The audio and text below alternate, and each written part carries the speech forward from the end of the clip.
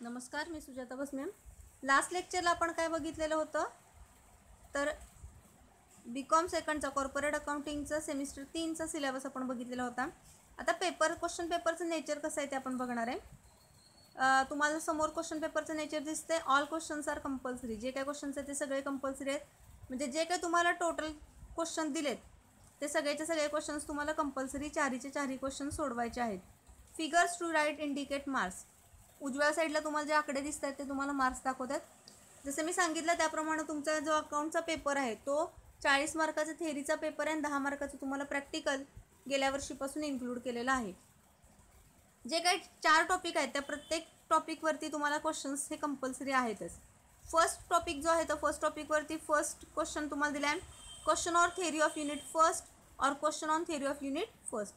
म्हणजे तुम्हाला काय केलं जाईल, थेअरीचा क्वेश्चन एक दिला जाईल युनिट फर्स्टवरचा, त्यालाच ऑर त्याच टॉपिकमधला थेअरीचा क्वेश्चन एक असेल 5 मार्काला. बी क्वेश्चन असेल तो म्हणजे question on problem of unit first और question on problem of unit first. म्हणजेच पहिल्याच टॉपिकवरती तुम्हाला काय केलं जाईल, 2 प्रॉब्लेम्स दिले जातील, त्यातला कुठला पण एक तुम्हाला प्रॉब्लेम सोडवायचा आहे. तो प्रॉब्लेमसुद्धा तुमचा 5 मार्काचा असेल. नेक्स्ट सेम त्याच पद्धतीनं क्वेश्चन नंबर 2मध्ये तुम्हाला शॉर्ट आन्सर टाईप क्वेश्चन म्हणजे वरती जसं क्वेश्चन दिलं सेम त्याच पद्धतीनं थेअरीचा एक क्वेश्चन दिला जाईल, त्याला ऑर सेम थेअरीचाच क्वेश्चन दिला जाईल, तो पण सेकंड टॉपिकवरचा असेल. 5 मार्काला दोन्हीपैकी क्वेश्चन तुम्हाला सोडवायचा आहे. सेम त्याच पद्धतीनं बी क्वेश्चन आहे, तुम्हाला तो प्रॉब्लेम दिलेला असेल. 2 प्रॉब्लेम दिलेले असतील युनिट सेकंडवरचे, त्यातले तुम्हाला एक प्रॉब्लेम सोडवायचा आहे. 5 मार्काला हा सुद्धा प्रॉब्लेम असेल. थर्ड क्वेश्चन आहे तो सुद्धा सेम तसंच आहे की तिसऱ्या टॉपिकवरती तुम्हाला थेअरीचे 2 क्वेश्चन दिले जातील, त्यातला एक क्वेश्चन सोडवायचा आहे 5 मार्कासाठी. इथं मात्र तुम्हाला प्रॉब्लेम जो काही दिलेला असेल तो प्रॉब्लेम मात्र तुम्हाला कसं आहे तर 10 मार्काचा दिलेला आहे. म्हणजे थर्ड टॉपिकचं जे वेटेज आहे ते तुमचं जास्त आहे. थर्ड टॉपिक आपला फायनल अकाउंटचा आहे. फायनल अकाउंटवरती तुम्हाला 10 मार्काला एकतर टोटली बॅलन्स शीट विचारली जाईल किंवा प्रॉफिट अँड लॉस अकाउंट तुम्हाला पूर्णपणे विचारलं जाईल 10 मार्काला प्रॉब्लेमला.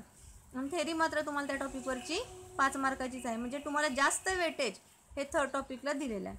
त्यानंतर फोर्थ जो टॉपिक आहे तो फोर्थ टॉपिक आहे शॉर्ट नोटचा. चौथा जो टॉपिक आपण टॅली ERP 9वरती बघणार आहे त्याच्यावरती तुम्हाला हा क्वेश्चन असेल. याच्यामध्ये तुम्हाला 4 मार्क, चौथ्या टॉपिकवरती फक्त 5 मार्काची थेअरी तेवढी विचारली जाईल. खाली तुम्हाला नोट्समध्ये दिले बघा, practical examination for 10 marks will be conducted for unit 4 of paper first. पहिल्या पेपरमध्ये जो काही तुमचं चौथं युनिट आहे त्या चौथ्या युनिटवरती 10 मार्काची तुमची प्रॅक्टिकलची एक्झाम होईल. म्हणजे टॅली ERP 9वरती तुम्हाला प्रॅक्टिकलची एक्झाम असणार आहे.